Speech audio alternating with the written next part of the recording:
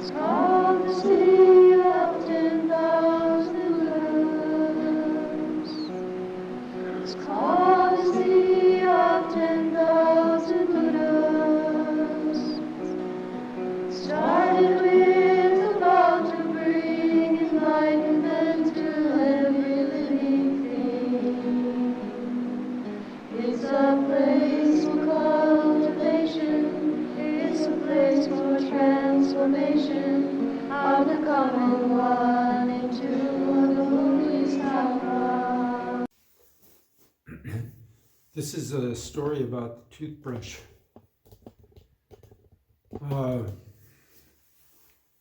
During my early days at Gold Mountain, I used to sit facing east. Not on the regular bowing benches or meditation benches next to the wall, but right next to the Buddha.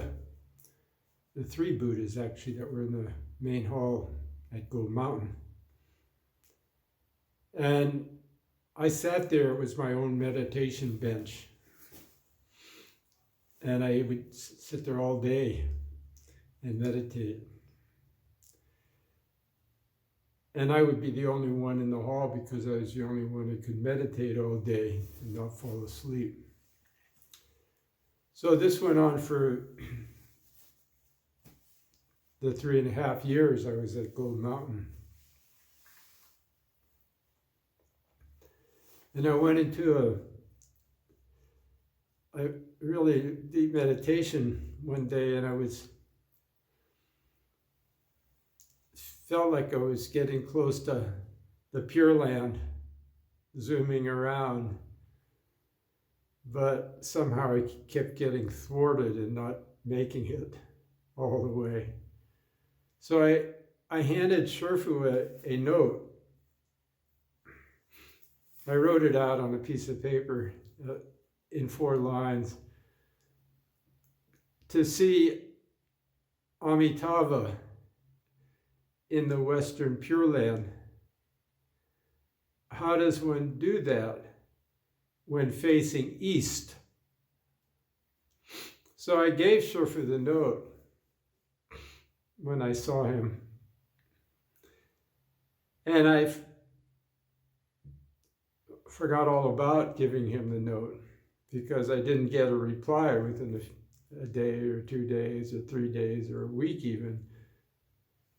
And then one day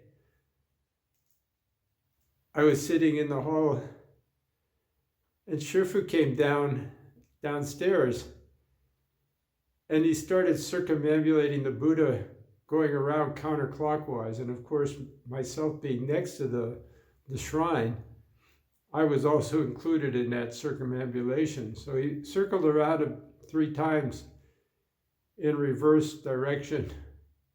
For those who don't know the significance of that, there are those who do circumambulate to the left, and they're called Bunpo. They're a Tibetan pre-Buddhist religion. Now, I don't know if that had anything to do, it probably had nothing to do with why Hsuan Hua was circumambulating with the Buddha on his left, but he was 3 times. And then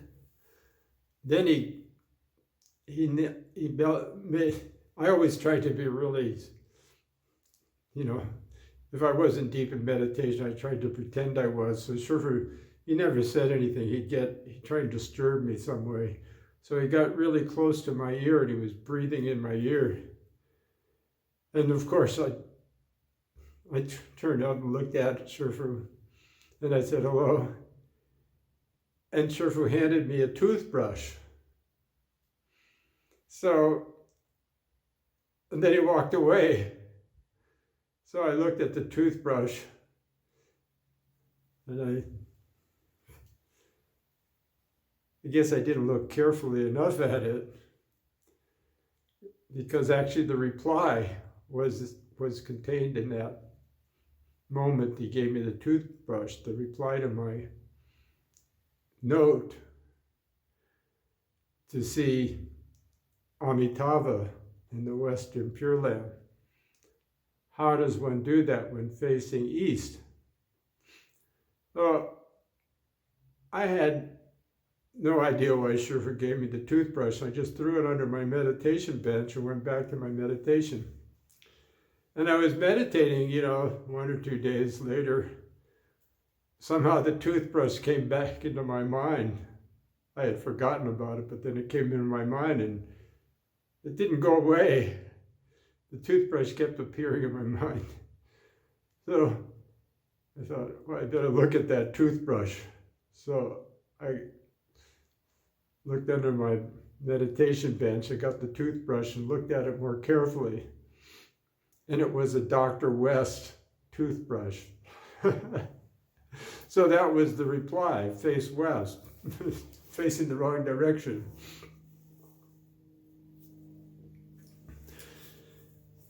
But the story is, it's kind of amazing in a couple of ways. My lack of mindfulness, of course, was a big loss for me, because a lot of times when Chan masters interact with you, you either get it at the very moment or you don't get it at all. There's no middle way. So if I'd have been more careful, I would have connected the Dr. West toothbrush with myself facing east and the note that I gave Shifu. But I saw no relationship between the two. And had I been a little bit more astute and a little more seasoned of a practitioner, I would know that, first of all, teachers don't do anything randomly or just for the fun of it or to, for no reason at all. So when you have an interaction with a teacher, you got to really pay attention, because there's always something there. And if you get it at the moment, then it has some significance. But if you get it like I did later, then it doesn't do you any good. And so, of course, I failed that test. Shifu always said, everything is a test to see what you will do. If you don't recognize what's before your face, you have to start anew. So, of course, that was the name of the game at Gold Mountain. Mostly failures, very few successes for most of us. But we tried hard. But the other thing that's really incredible, that really strikes me about this whole incident with the toothbrush, is you have to know a little bit about Gold Mountain. We had tons of toothbrushes and toothpaste, and people were always bringing them. They never bring us what we really needed, like soap and stuff. Some reason we got toothbrushes, and Shifu's room was where all the toothbrushes ended up, and the toothpaste.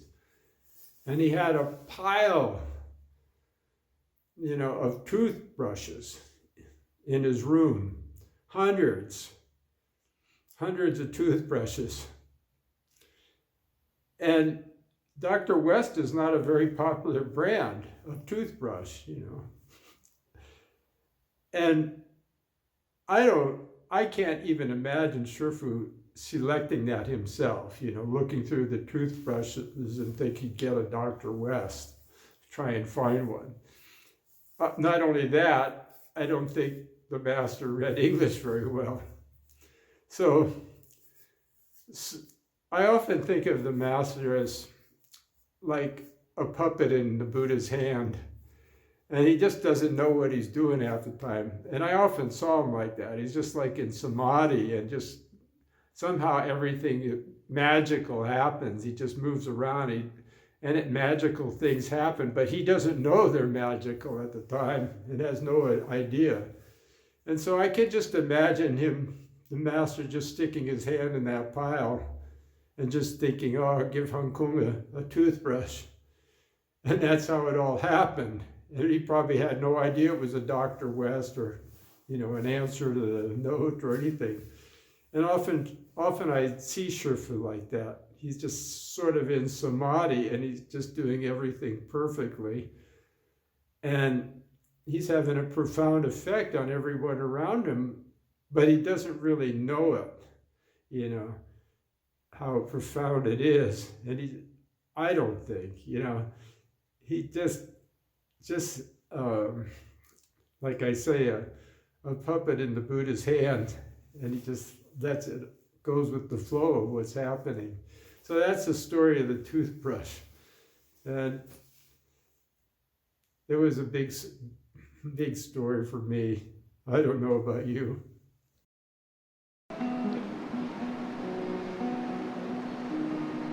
It's called the city of 10,000 Buddhas. It's called the city of 10,000 Buddhas. Started with a vow to bring enlightenment to every living thing.